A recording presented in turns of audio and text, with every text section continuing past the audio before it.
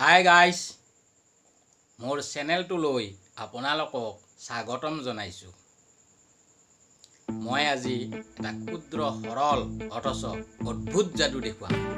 আপোনালোক অবাক হৈ যাব। কিন্তু তাৰে আগতে এটা প্ৰশ্ন সুধিছোঁ, প্ৰথম অসমীয়া চলচ্চিত্ৰখনৰ নামটো কি? তেতিয়াহ'লে গাইজ, মই মোৰ যাদুটো আৰম্ভ কৰোঁ।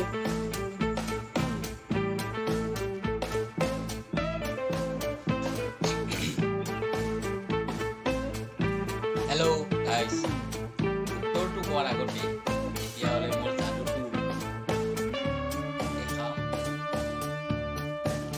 আজি মই এটা এনেকুৱা যাদু দেখাম,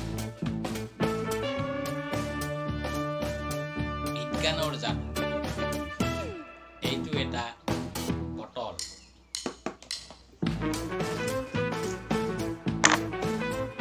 খালী বটল।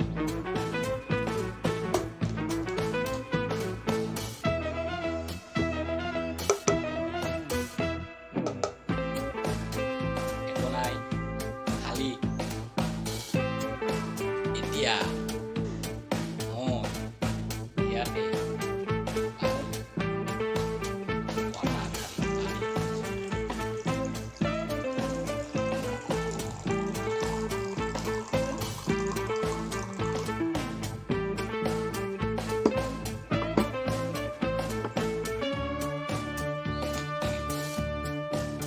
ঢালিলো এখন হাতৰ এতিয়া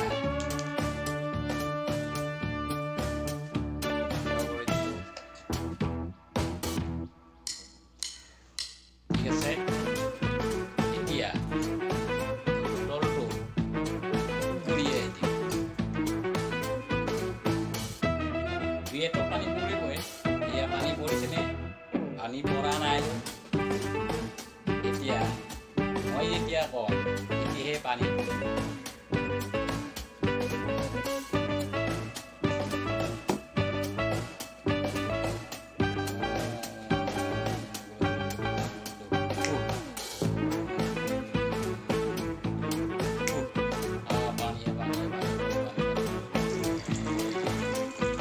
গ'ল পানী।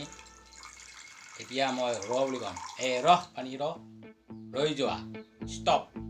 ষ্টপ হৈ গ'ল। আকৌ কাম কাম কাম হৈ গ'ল, ষ্টপ।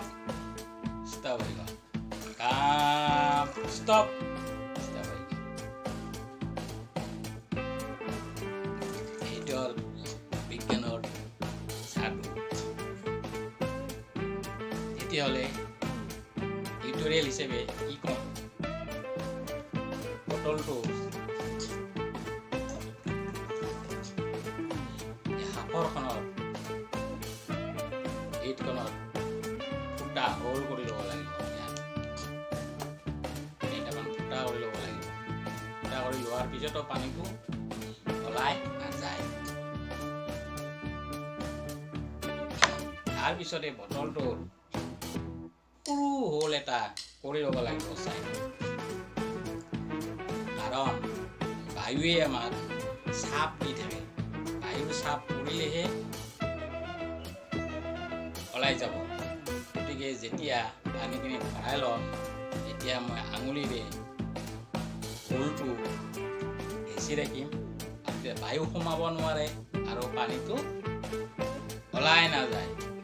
কিন্তু যদি মই আঙুলিটো এৰি দিওঁ, সেই ফুটাৰে বায়ু সোমাই যাব আৰু চাপ দিব আৰু পানীটো তললৈ পৰি যাব।